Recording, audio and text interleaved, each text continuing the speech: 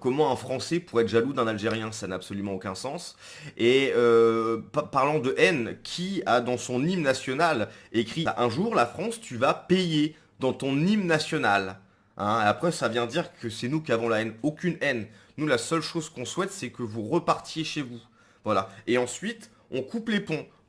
Plus aucune communication, vous n'existez plus. Voilà. Hein, et on va voir qui se débrouille le mieux.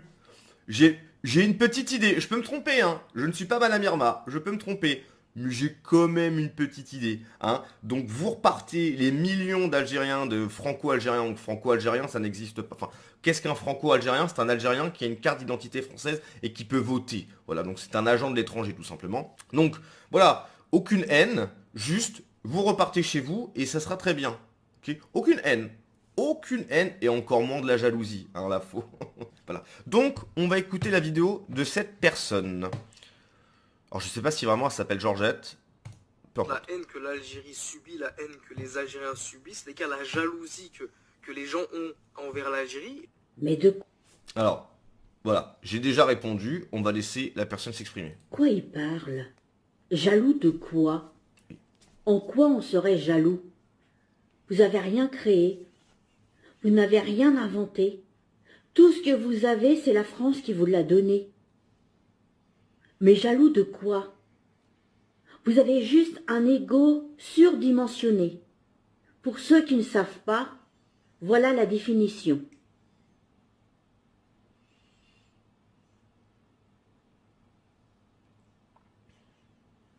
Et ne venez pas me dire que cela ne vous correspond pas. C'est vous à 100%. Toute personne qui n'est pas algérienne, vous la considérez comme de la merde. Vous êtes le peuple le plus raciste qui soit. Que ce soit envers les Blancs, les Noirs, les Asiatiques ou tout autre Maghrébin qui n'est pas algérien. Totalement vrai. Totalement vrai. Je suis désolée, c'est la réalité des faits. Vous êtes des assistés. Vous êtes des opportunistes. Vous criez que vous avez du pétrole et du gaz en Algérie. Donnez-moi un nom de société qui, grâce à ce pétrole et à ce gaz, soit cotée en bourse. Vous n'en faites rien. Parce que vous ne savez pas quoi en faire. Bah oui. Mais en fait, il faut réfléchir. Il faut se dire, tiens, on va faire ci, on va faire ça. En fait, il faut... faut il faut qu'il y ait quelque chose qui s'active là. Sauf que ça s'active pas. Hein, la seule région qui s'active, c'est la région du seum. Et du, oui, c'est la faute de la France. Mais sinon, non, il y a pas de... ça ne connecte pas. Jaloux de quoi? Jaloux de quoi? Vous êtes le seul pays au monde où l'Arabie Saoudite demande un certificat médical pour connaître votre état de santé mentale. Hein,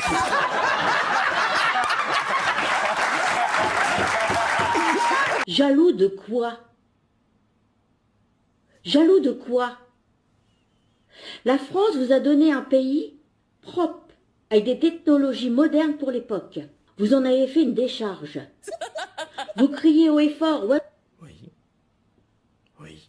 Totalement vrai. tous, oui, vive Algérie, mais personne ne va aller y vivre. Vous restez des assistés auprès du peuple français. Vous voulez pas nous lâcher les Basques. Vous voulez pas couper le cordon ombilical. Bah, faut bosser, quoi. La flemme, un peu. Hein. C'est quand même mieux de gratter 500 balles par mois en se grattant les baloches sur un canapé. Hein. Dans le pays dans lequel on dit que c'est un pays horrible, etc.